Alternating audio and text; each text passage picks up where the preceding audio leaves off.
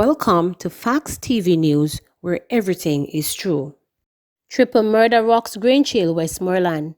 Detectives attached to the Grange Police in Westmoreland are investigating the circumstances surrounding the shooting deaths of 3 men in Cowders district on Wednesday night. Investigators have not yet released their identities. They indicated that 2 of the men were found inside their homes and the other along a roadway.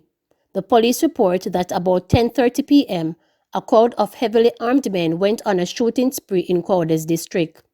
Residents alerted the police after the gunmen were seen opening fire on several homes in the community. The police rushed to the scene and conducted a search operation.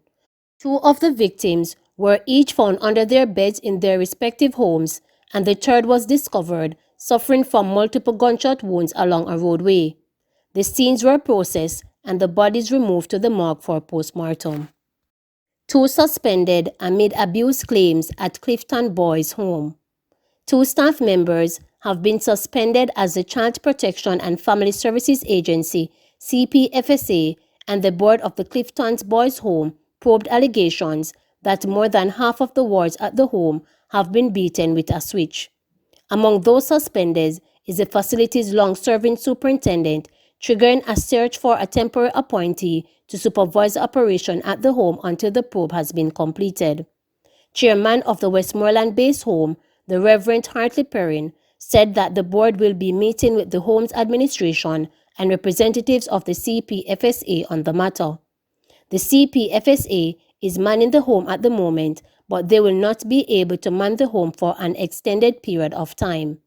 We are to have a board meeting which will include the members of the government agency, so we will knock our heads together and identify someone who will step in to fill the breach until the process can go through in terms of advertising and interviewing for the position. Reports recently surfaced about 4 wards being beaten at the facility, which is one of 3 children's homes operated by the Anglican Church in Jamaica. The superintendent and a duty officer, who were both suspended, are being accused of using corporal punishment on 11 of the 21 boys housed at the facility. The boys were reportedly beaten with a switch. The officers from CPFSA were able to identify 11 of the 21 boys who said that on one stage or another they were beaten or had corporal punishment administered to them. Because of a video clip which they were able to show, we realized that there is some truth in the allegation they were making about the corporal punishment, said Perrin. This is inconsistent with the established principles of the home because we feel that other measures ought to have been used. What these other measures are is another story, but it is the level of control and maturity which we have to exhibit that will make the difference, added Perrin. He added that no relative of the boys had contacted him as yet over the allegations. The reported abuse is a scar on the Clifton boys' home, which was destroyed by fire on January 15, 2017, leaving 28 boys homeless. Reconstruction of the home began on March 2019 and was completed last year October at a cost of $60 million. 5 more COVID-19 fatalities, 186 new cases. Jamaica on Wednesday recorded 5 new COVID-19 fatalities, increasing the tally to 697. The deceased are an 83-year-old woman, an 84-year-old woman, a 60-year-old female, a 64-year-old male, and a 74-year-old woman, all from Kingston and St. Andrew. 5 more fatalities are under investigation, increasing the figure to 117.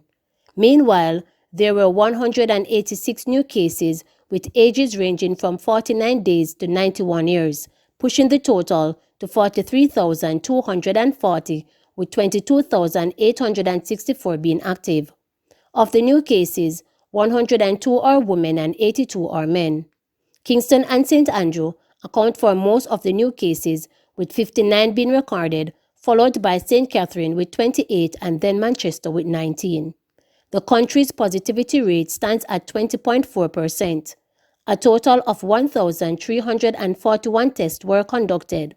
In the meantime, there were 121 more recoveries, increasing the total to 19,369. Some 367 persons are in hospital, with 34 being moderately ill and 32 critically ill. 7 persons are in government quarantine, while 30,505 are at home.